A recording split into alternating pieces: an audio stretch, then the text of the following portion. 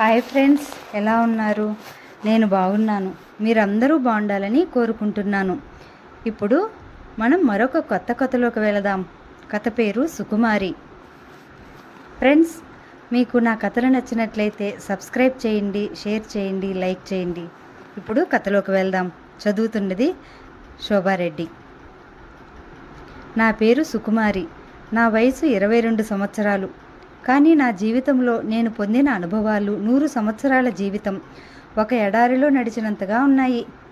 ఈ ప్రపంచంలో నా వయసు ఆడపిల్లలు వేల మంది, లక్షల మంది నాలాగానే మోగగా ఈ జీవితంలో ఈ ఎడారిలో నడకని సాగిస్తున్నారని నాకు తెలుసు.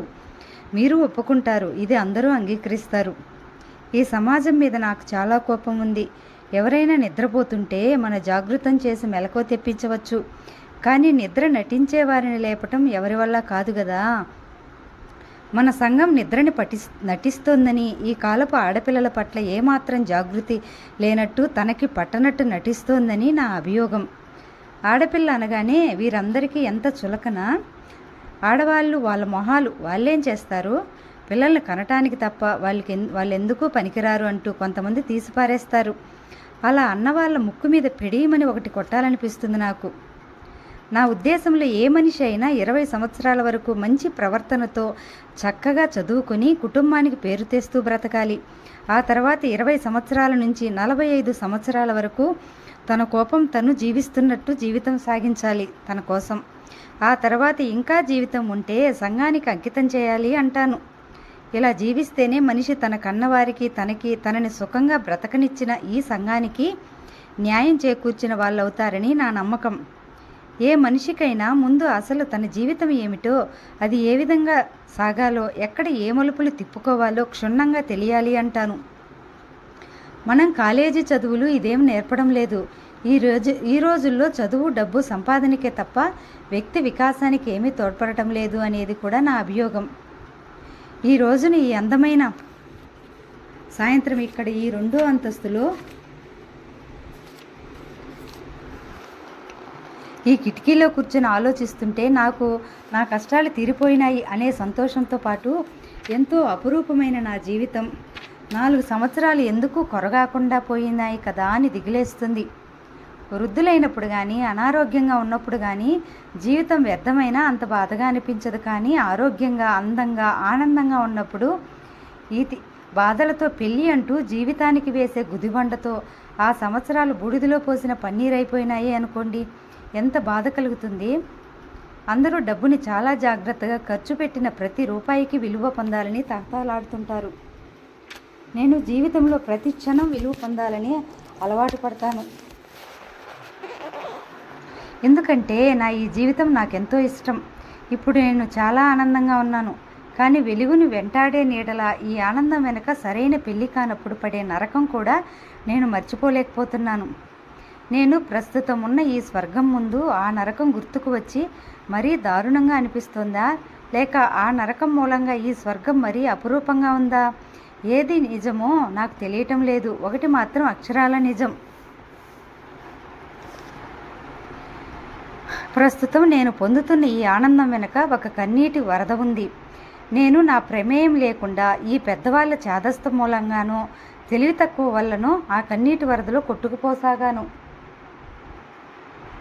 అందులో నేను మునిగిపోయాను, సుడిగుండాల్లో చిక్కుకున్నాను. అవతల ఒడ్డు అనేది ఇక నా జీవితానికి దొరకదు అనే నిరాశ నిస్పృహలలోనే ఆత్మహత్యా ప్రయత్నం కూడా చేశాను. కానీ ఏ దేవతల ఆశీర్వాదం వల్లనో ఆ గండాలు అన్నీ దాటి వచ్చేశాను. ఇదంతా మీకు ఎందుకు చెప్తున్నానంటే, మీ జీవితం కూడా ఏదో రకమైన కష్టాలు ఉండవచ్చు, కానీ కష్టాలు కలకాలం ఉండవు. మీరు ఒక్కసారి బాగా గుర్తు చేసుకుంటూ ఈ ప్రపంచాన్ని పరిశీలించి చూడండి. నిరంతరం మారే ఈ ఋతువులు, రాత్రి వెనక పగలు వెనక, వాన వెనక ఎండ, చిన్నతనం తర్వాత యవ్వనం, యవ్వనం తర్వాత వృద్ధాప్యం, ఏది నిలకడ లేకుండా మారిపోతూ వస్తుంటాయి. ఈ సృష్టిలో మార్పు రాకుండా ఉన్నదేదీ నాకు కనిపించడం లేదు.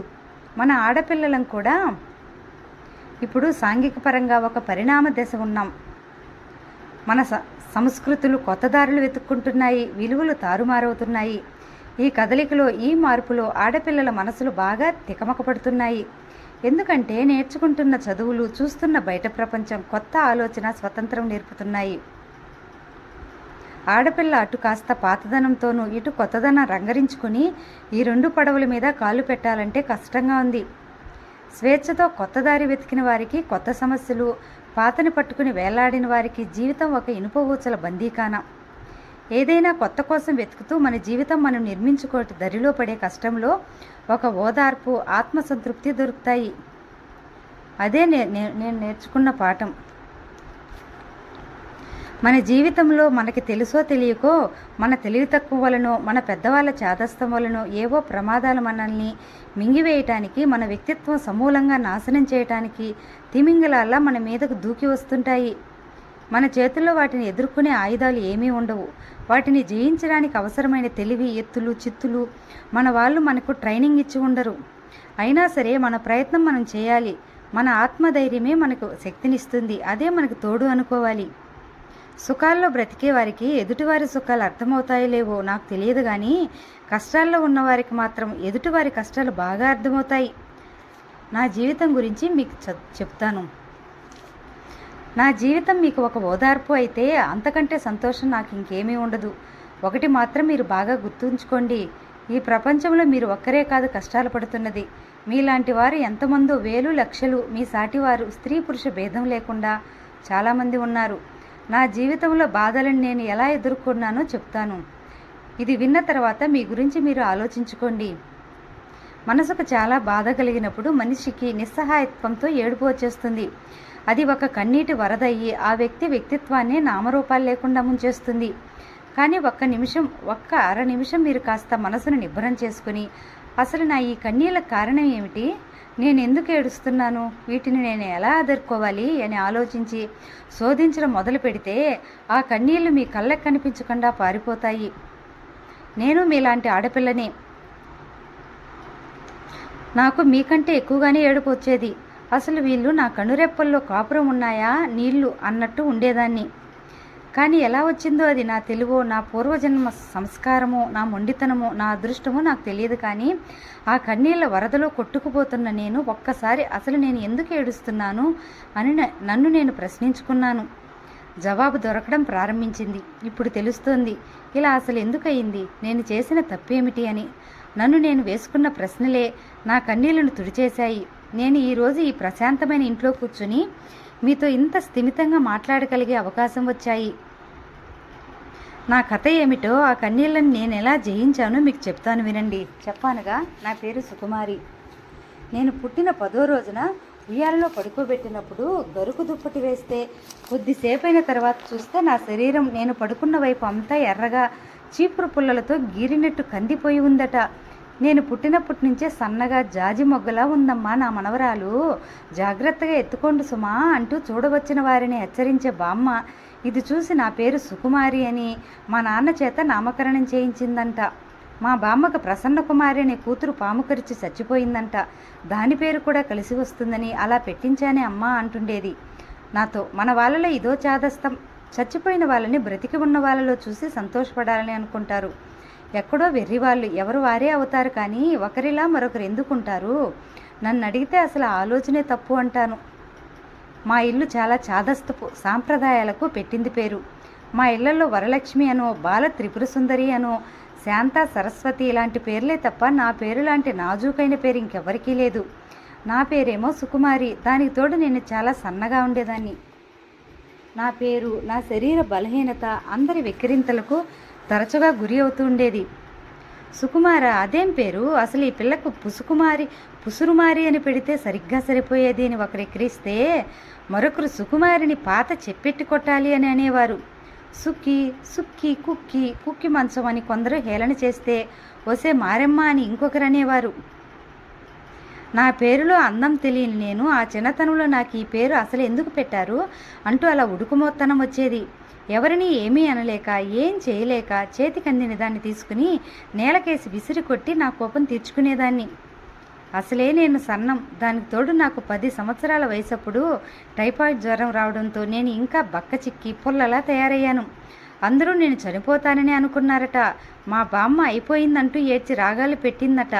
కానీ నేను ఎలాగో బ్రతికి బయటపడ్డాను. అందరూ సంతోషపడ్డారు, కానీ నాకు మాత్రం కాస్త కూడా సంతోషం లేకుండా చేశారు. ఛీ, అసలు ఎందుకు బ్రతికానా అని ఏడ్చాను.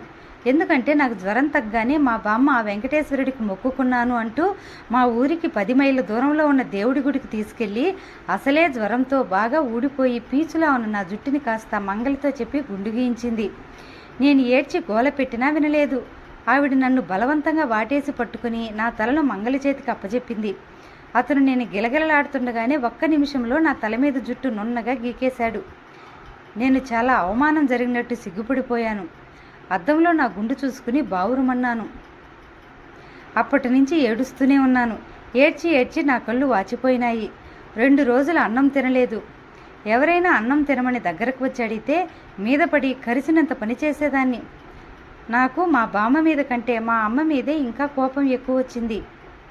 నన్ను బామ్మ అలా పట్టుకుని గుండుకు చేయిస్తుంటే చూస్తూ ఊరుకుందే తప్ప ఇంకేమనలేదు. నాకు పిచ్చి కోపంగా ఉంది. నాకు చేత కావడం లేదు, కానీ ఈ లోకంలో అందరినీ చంపేయాలనిపిస్తుంది. నేను మొట్టమొదటిసారిగా మా బామ్మను నువ్వు చస్తావు అని తిట్టాను. మా అమ్మ నా చెంప మీద ఈడ్చి కొట్టింది. పెద్దవాళ్ళని అలా అంటారా? తప్పు కదూ. మీ బామ్మ నీ మీద ప్రేమతోనే ఆ పని చేసింది. చెంపలు వేసుకో, తప్పైన ఎందని బామ్మ కాళ్ళ మీద పడు అంటూ ఆదేశించింది. నేను చచ్చినా పడను. బామ్మ దగ్గరకు వచ్చిందా కాళ్ళు 2 విరుస్తాను అన్నాను. అమ్మ చాలా బాధపడిపోయింది. బామ్మ వైపు తిరిగి, అత్తయ్య, మీరు వద్దన్నా వినకుండా దాన్ని చాలా గారాబం చేసి ఇష్టం వచ్చినట్టు అని అలవాటు చేశారు. చూడండి ఎలా మొండిగా అయిపోతుందో. దీన్ని ప్రవర్తన చూస్తే నాకు చాలా భయం వేస్తుంది అంది. మా బామ్మ బాధపడుతున్న మా అమ్మని సముదాయించింది. జానకి, సుఖీ చిన్న సన్యాసి, బాధతో నోటికి వచ్చిందేదో వాగింది. అది నేనేం పట్టించుకోవటం లేదు. నువ్వెందుకమ్మా బాధపడతావు? అది నా మనవరాలు 1 అంటుంది, 2 పడుతుంది. నేను కూడా అంతే. నాకు బామ్మ అన్న ఈ మాటలు వినగానే చాలా ఆశ్చర్యం వేసింది. నేను అనుకున్నట్టు ఆవిడ నన్ను చివాట్లు వేయనూ లేదు, కొట్టనూ లేదు. మేము ఇంటికి వచ్చిన తర్వాత నేను గదిలో కూర్చుని బయటకు రాలేదు. నాతో కలిసి ఆడుకునే పిల్లలందరికీ నా గుండు సంగతి తెలిసిపోయింది. నా గది కిటికీ దగ్గరకు వచ్చి చువ్వలు పట్టుకుని కాళ్ళెత్తి నన్ను చూస్తూ గుండుసూరి, బోడిగుండుసూరి అని వెక్కిరించసాగారు. నేను వాళ్ళని వెళ్ళగొట్టి కిటికీ తలుపులు మూసుకుని వచ్చి మంచం మీద కూర్చుని ఎడవసాగాను. కొద్దిసేపు అయిన తర్వాత కిటికీ తలుపుల మీద మళ్ళా టక్కటక్కమని కొట్టిన శబ్దమైంది. దొంగ వెధవులు, సిగ్గులేదు అరుస్తూ కిటికీ తలుపులు తెరిచాను. ఎదురుగా నిలబడింది వేణు గోపి కాదు, బ్రహ్మి. బ్రహ్మి అంటే ఎవరో మీకు తెలియదేమో కదూ. అతని పూర్తి పేరు బ్రహ్మానందం. మా కమలత్తయ్య కొడుకు. కమలత్తయ్య మా ఇంటి పక్కనే పూరిపాకలో ఉంటుంది. వాళ్ళదేమో చిన్న పూరిపాక, మాదేమో పెద్ద మండువాలోగిలి ఇల్లు. మాకు బోలెడన్ని గేదెలు, ఆవులు, ఎడ్లు, బళ్ళు ఉన్నాయి. వాళ్ళకి ఒక్క గేదె తప్ప ఇంకేం లేవు. వాళ్ళు చాలా పేదవాళ్ళని, కమలత్తయ్య మొగుడు బ్రహ్మి చిన్నప్పుడే చనిపోయాడని మా బామ్మ చెప్తూ ఉండేది. బ్రహ్మి నాకంటే 4-5 ఏళ్ళు పెద్దవాడు. నాకు లెక్కలు, ఇంగ్లీష్ సరిగ్గా రావు. బ్రహ్మికి బాగా వచ్చు. బామ్మ అతనికి వచ్చిన చదువంతా నాకు నూరిపోసేయమని ఆదేశించింది. అట్లా అతను నాకు స్నేహితుడే కాకుండా గురువు కూడా. సుకుమారి కిటికీ చువ్వలు పట్టుకుని రహస్యంగా పిలిచాడు. ఏమిటి అన్నాను చిరాగ్గా. ఇదిగో ఇది తీసుకో. జేబులో నుంచి ఏదో తీసి కిటికీలో నుంచి చేయి లోపలికి పెట్టి నా చేతిలో పెట్టేశాడు. ఏమిటది అన్నాను చూస్తూ. చేతులకు మెత్తగా తగిలిన అది ఒక సిల్కు గుడ్డ. విప్పి చూడు అన్నాడు రహస్యంగానే. ఎందుకు అంటూనే విప్పు చూశాను. నల్లటి దాని మీద నీలం రంగు చిన్న చిన్న చుక్కలున్న సిల్కు గుడ్డ పెద్ద రుమాల కంటే ఇంకా పెద్దదిగానే ఉంది. ఎందుకిది అన్నాను. తలకు కట్టుకో, బాగుంటుంది అన్నాడు. నేను తలకు కట్టుకోబోయాను, కానీ సరిగ్గా కుదరదులేదు. చెవులు పక్క నుంచే జారిపోయింది. అలా కాదు, ఇలా ఇవ్వు, నేను చూపిస్తా అన్నాడు. నేను కిటికీ చెవుల మధ్య నుంచి అందించాను. అతను తీసుకుని దాన్ని ముడతలు వేసి తలకు కట్టుకుని చూపించాడు. మళ్ళా నాకు అందించాడు. నేను తలకి కట్టుకున్నాను. వెళ్ళి అద్దంలో చూసుకో ఉత్సాహంగా అన్నాడు. నేను వెళ్ళి అక్కడ కొయ్య బీరువాకి ఉన్న చిన్న అద్దంలో చూసుకున్నాను. అరే బాగుంది. నా గుండు అసలు కనిపించడం లేదు. చెంపలు అటు ఇటు తిప్పి పరిశీలనగా చూశాను. గుండు కనిపించకపోగా చాలా ఫ్యాషన్గా ఉంది. నేను అసలు ఎవరో అమ్మాయిలా ఉన్నాను. నేను సంతోషంతో బ్రహ్మి వైపు తిరిగాను. బాగుందా? ఆతృతగా అడిగాను. నాకు నచ్చుతుందా లేదా అనే ఆతృత, భయం అతని కళ్ళల్లో కనిపిస్తోంది. బాగుంది, నేను నవ్వాను. అతను కూడా నవ్వాడు. ఇక ఏడవకు, మరి అన్నం తింటావా? నేను ఇంట్లో చచ్చినా తినను. ఆకలి వేయటంలా మరి అన్నాడు దీనంగా. చాలా ఆకలేస్తోంది. పొట్ట మీద చేయి ఆనించుకుని చూపించాను. పొట్ట ఆకలి ఆకలి అని ఒకటే ఏడుస్తోంది. పాపం, మరి దాన్ని ఎందుకలా ఏడిపిస్తావు? నాకు బామ్మ మీద కోపం. కానీ నీకే నష్టం, నీకు ఆకలేస్తుంది. నాకు ఒక ఆలోచన తట్టింది. ఉండు, నేను నీతో వచ్చేస్తాను అంటూ గది తలుపులు తెరిచి మండువాలకు దొంగల కళ్ళు చక్రాల తిప్పి అటు ఇటు చూశాను. అక్కడ ఎవ్వరూ లేరు. బామ్మ పాలేరు మీద అరవడం దొడ్లో ఎక్కడో వినిపిస్తోంది. నేను తూనీగల వీధి గుమ్మంలో నుంచి బయటకు పరిగెత్తాను. అక్కడ కిటికీ దగ్గర నిలబడి బ్రహ్మి చూస్తున్నాడు. నేను రా అంటూ చేయి ఊపాను. అతను పరుగును వచ్చాడు. నేను అతని చేయి గట్టిగా పట్టుకున్నాను. మా బామ్మ చూస్తుందేమోనని భయం. ఇద్దరం ఒకరి చేయి ఒకరు పట్టుకుని మా ఇంటికి కాస్త దూరంలో ఉన్న రెడ్డిగారి తోటలోకి పరిగెత్తాం. అక్కడ ఆయాసపడుతూ కూలబడ్డాం.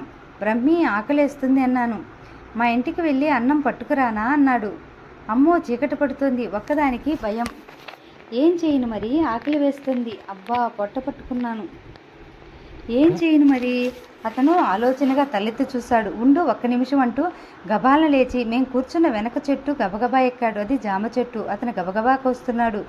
చెట్టు ఎక్కడ నాకు వచ్చు. నేను కూడా అతనికి వెనక ఎక్కాను. బ్రహ్మి పండినవి, దూరగా ఉన్నవి జామకాయలు కోసి నాకు ఇచ్చాడు. నేను కొమ్మ మీద కూర్చుని ఆత్రంగా గబగబా తిన్నాను. జామకాయలు చాలా రుచిగా ఉన్నాయి. కడుపు కాస్త చల్లబడింది. చీకటి అవుతోంది. ఇంటికి వెళ్దాం పదా అన్నాడు. నేను రాను, ఇక్కడే ఉంటాను అన్నాను. అదేమిటి అన్నాడు అతను. అంతే, బామ్మను బాగా ఏడిపించాలి అన్నాను. బామ్మకు తెలిస్తే చంపేస్తారు అన్నాడు. ఏం చంపరు, బామ్మకి నేనంటే చాలా ఇష్టం. ఇద్దరము ఆ చెట్టు కొమ్మల మీద ఒకరికి ఎదురుగా ఒకరు కూర్చున్నాం. మా కోసం ఎవ్వరు రాలేదు. నాలో పట్టుదల కాస్త సడలిపోతుంది. ఎక్కడో ఏదో గుర్రుమన్న శబ్దమైంది. బ్రహ్మి, నాకు భయం వేస్తుంది అన్నాను. ఇంటికి వెళ్దాం పదా? ఓహో, తెల్లవారే వరకు వెళ్ళను. నీకు ఇష్టం లేకపోతే నువ్వు వెళ్ళిపో, నేను ఒక్కదాన్ని ఉంటాను అన్నాను మొండిగా. ఇంతలో ఎక్కడో ఏదో అరుపు వినిపించింది. అమ్మో అన్నాను భయంగా. బ్రహ్మి, నువ్వు నాకు కనిపించడం లేదు. ఎక్కడున్నావు? ఇక్కడే. ఎక్కడా? అతను తడుముకుంటూ నేను కూర్చున్న కొమ్మ మీదకి వచ్చి నా పక్కన కూర్చున్నాడు. నువ్వు వెళ్ళిపోకు, నాకు భయం వేస్తుంది అన్నాను. వెళ్ళను అన్నాడు అతను. ఇద్దరం కూర్చున్నాం. కళ్ళకి ఏం కనిపించడం లేదు. ఇద్దరం ఒకరి చేయి ఒకరు గట్టిగా పట్టుకున్నాం. ఇక్కడ పాములు ఉంటాయా అన్నాను భయంగా. ఉండవులే అన్నాడు అతను. ఏదో పాకుతుంది. నేను అతని దగ్గరగా జరిగి అతన్ని ఆనుకుని కూర్చున్నాను. తొండ అయ్యుంటుందిలే అన్నాడు అతను. నాకేమో నిద్ర వస్తుంది. అతని భుజం మీద తల ఆనించి అతని చేయి గట్టిగా పట్టుకుని నిద్రపోయాను. కొద్దిసేపటికి ఎక్కడో పెద్దగా కుక్క మురిగిన శబ్దమైంది. నేను ఉలిక్కిపడి లేచాను. చెట్లు కొమ్మల మధ్య నుంచి వెన్నెల పడుతుంది. ఇదేమిటి ఇక్కడున్నాను అన్నాను. బ్రహ్మి చెప్తుంటే గుర్తుకొచ్చేసింది. నాకు బామ్మ గుర్తుకొచ్చింది. బామ్మ ఈ పాటికి ఏడుస్తుంటుందిలే అన్నాను. వెన్నెల ఎంత బాగుంది అన్నాను మళ్ళీ. అతను తల ఊపాడు. ఏమిటి ఆలోచిస్తున్నావు, నాకు చెప్పవా?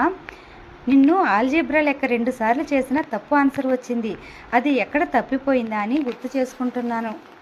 అబ్బా, నీకెప్పుడు చదువు గొడవే బ్రహ్మి. నాకేదైనా కథ చెప్పవు?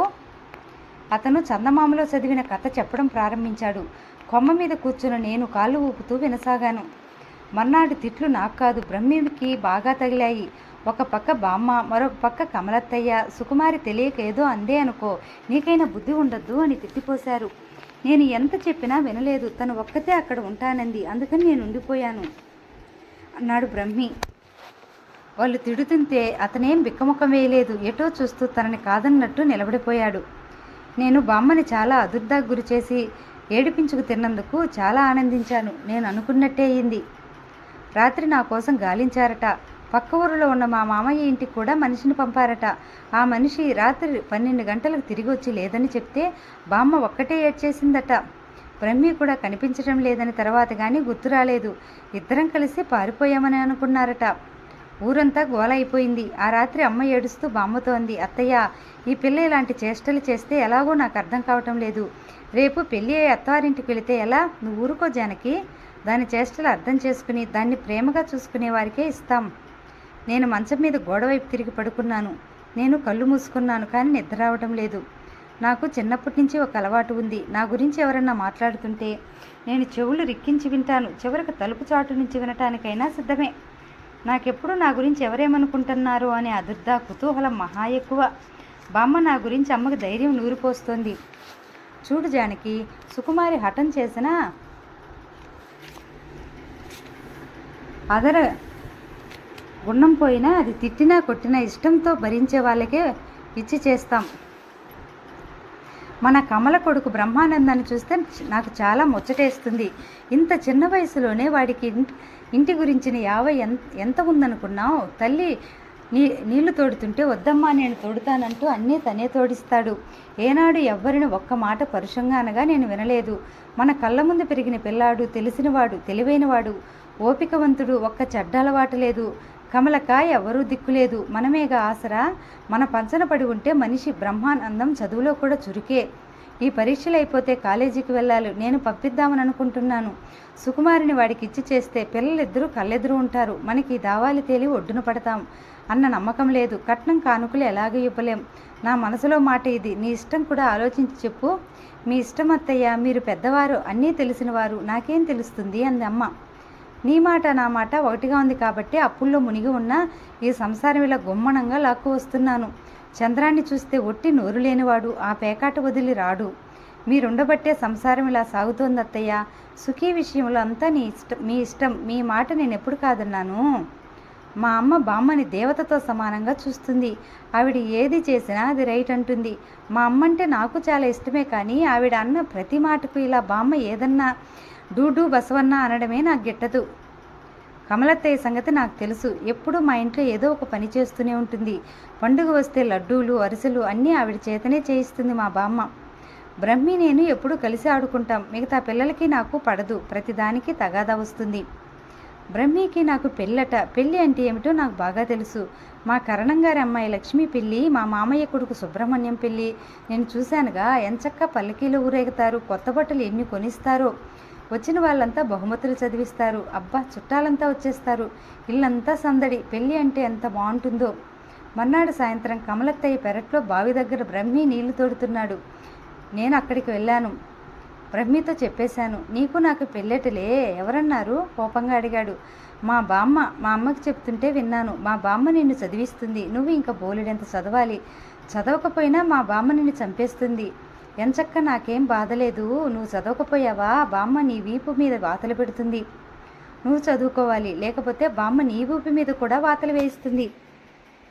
నేనెందుకు చదువుతాను? వెధవ చదువు.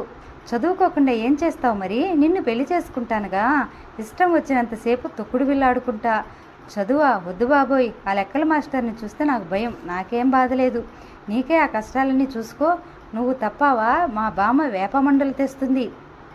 బ్రహ్మికి ఉడుకుమోత్తనం వచ్చింది. బకెట్ బావి నుంచి సర్రును లాగి క్రింద పడేశాడు. వెంటనే వాళ్ళ ఇంట్లోకి పరిగెత్తాడు. నేను బకెట్లోకి తోడి ఉంచిన నీళ్ళన్నీ కాళ్ళ మీద కొంపుకున్నాను. ఇంతలో వాళ్ళ ఇంట్లోంచి అత్తయ్య వచ్చింది. ఆవిడ బియ్యం ఏరుతున్నట్టుంది. చేతిలో చాటతో అలాగే వచ్చింది. ఆవిడ బ్రహ్మి మెడ చుట్టూ చేయి వేసి నా దగ్గరకు తీసుకొచ్చింది. ఆవిడ ఒక చేతిలో మినుప సున్నుండలు ఉన్నాయి. సుకుమారి తిను, నీకు ఇష్టమని చేశానంటూ బ్రహ్మికి కూడా ఇచ్చింది. నేను తిని చాలా బాగుంది అత్తయ్య అన్నాను. ఆవిడ నవ్వు ముఖంతో నన్ను చూసి తల మీద చేయి వేసి నిమిరింది. నేను సున్ని ఉండ తింటూ అడిగాను. అత్తయ్య, నాకు బ్రహ్మికి పెళ్ళట కదా. బామ్మ బ్రహ్మిని చాలా చదివిస్తుందట కదా. నీకెవరు చెప్పారమ్మా అంది ఆవిడ ఆశ్చర్యంగా, ఆనందంగా. నేను రాత్రి మా బామ్మ చెప్తుంటే విన్నానులే. ఆవిడ తల ఊపింది. బ్రహ్మి తల మీద చేయి వేసి గుండెలకు అదుముకుంది. మా బ్రహ్మి చాలా అదృష్టవంతుడమ్మా అంది. మీ ఇద్దరు ఎప్పుడు పోట్లాడుకోకండి, ఆడుకోండి అంది మళ్ళీ. ఆవిడ ఎప్పుడు ఇలాగే చెప్తుంటుంది. ఎందుకంటే కోపం వస్తే నాకు కాస్త గెల్లడం, రక్కడం అలవాటు. అత్తయ్య వెళ్ళిపోయింది. నేను సున్ని ఉండ తినేశాను. బ్రహ్మి ఇంకా తినలేదు. తినబోతున్నాడు. నాకివ్వు అన్నాను. నేనివ్వను. నాకిమ్మంటుంటే అమ్మ నీకిచ్చిందిగా, బాగుంది, అది కూడా నాకు ఇచ్చేయి. నేనివ్వను. వెళ్ళి అమ్మని అడిగి తెచ్చుకో. ఇవ్వవా? ఇవ్వను. నేను వెంటనే కంఠం ఎత్తి గగ్గోలు పెట్టినట్లు అరిచాను. అమ్మా, బామ్మ, అత్తయ్య. నా పిలుపులకు హడలిపోయిన బ్రహ్మి మినపసున్నుండ చప్పున నా చేతిలో పెట్టేశాడు. నేను తింటుంటే అటు మా ఇంట్లో నుంచి బామ్మ, ఇటు వాళ్ళ ఇంట్లో నుంచి అత్తయ్య బయటకొచ్చారు. ఏమిటే సుఖీ అంది బామ్మ. సున్నుండ ఇవ్వమంటే ఇవ్వలేదు బామ్మ, అందుకే అరిచాను. అప్పుడు ఇచ్చాడు. ఇదిగో తింటున్నాను చూపించింది. బామ్మ మా దగ్గరకు వచ్చింది బ్రహ్మితో. చూడు బ్రహ్మి, సుకుమారి ఏది అడిగినా నువ్వు ఇవ్వాల్సిందే. అది నీకు కాబోయే పెళ్ళాంరా. నువ్వు దాన్ని బాగా చూసుకోవాలి. నేను దాన్ని కాస్త గారాబం చేశాను. మొండిగా చేస్తుంది. అది నువ్వు ఓర్చుకోవాలి, తెలిసిందా? కేకలేస్తున్నట్టు, పాఠం చెప్తున్నట్టు బామ్మ బిగ్గరగా చెప్తుంటే బ్రహ్మి సరేనన్నట్టు తల ఊపాడు. బామ్మ అంటే అతనికి చచ్చేంత భయం. అసలు ఎదురుగా ఆవిడ ఉంటే చేతులు కట్టుకుని నిలబడతాడు తప్ప అక్కడ ఉండడు. ఆవిడ ఏ పని చేసినా కళ్ళు నేల మీదకు వాల్చేసి వింటాడు. ఆవిడ వెళ్ళు అనగానే పంజరంలో నుంచి వదిలేసిన వ్యక్తిలా, పక్షిలా రివ్వున పరిగెత్తుతాడు. ఆ రోజు బామ్మ ఆ విధంగా బాహాటంగా చెప్పినప్పటి నుంచి నేను బ్రహ్మి మీద ఇంకా దౌర్జన్యం చేయసాగాను. అతన్ని నా ఇష్టం వచ్చినట్టు ఏడిపించుకు తినేదాన్ని. ఒకరోజు అతను కూర్చుని లెక్కలు చేసుకుంటుంటే వచ్చి ఆ పుస్తకం లాగేసి పక్కన పడేశాను. ఇవ్వు అన్నాడు. ఇవ్వమంటుంటే ఇవ్వను. నేను మీద పడి రక్కి గిల్లి ఆ పుస్తకం లాక్కున్నాను. అతను చేసిన లెక్కలన్నీ పెన్సిల్తో గీతలు గీసేసి చిక్కిరి బిక్కిరిగా కొట్టేశాను. అతను నా మీద కలబడి లాక్కోబోతుంటే బామ్మ అత్తయ్య అంటూ అరిచేశాను. అదొక తిరుగులేని తారక మంత్రం. అతను చప్పున వదిలేశాడు నన్ను. అయినా మా బామ్మ వెంటనే వచ్చేసింది. ఏమిటే సుఖీ, చూడు బామ్మ, నేను చదువురాని ముద్దునంటున్నాడు. బామ్మ వెంటనే అతని వైపు తిరిగి కళ్ళెర్ర చేసింది. ఏమిటి అన్నావా ఆ మాట? బ్రహ్మి అప్పటికే లేచి అటెన్షన్ పొజిషన్లో నిలబడి చేతులు కట్టుకున్నాడు. నేను అనలేదండి అన్నాడు వినయంగా. ఆవిడ చేతిలో పట్టుకున్న చేతికర్ర చూపిస్తూ జాగ్రత్త, కబడ్దారు, ఒళ్ళు దగ్గర పెట్టుకుని మాట్లాడు. నిన్ను నేను చదివించేది మా సుకుమారి కోసమే. అదే లేకపోతే నీకు చదువు ఎలా వచ్చేదోయ్? ఏ గొడ్లపాకలోనో చెత్త ఊడ్చుకుంటూ పాలేరులా పడి ఉండేవాడివి. బాగా గుర్తుపెట్టుకో అని కేకలేసి వెళ్ళిపోయింది. నేను బిగ్గరగా చప్పట్లు సరుస్తూ నవ్వాను. బ్రహ్మి, తిమ్మి, నీ పేరేం బాగాలేదు. నా పేరు చూడు, సుకుమారి, ఎంత బాగుందో.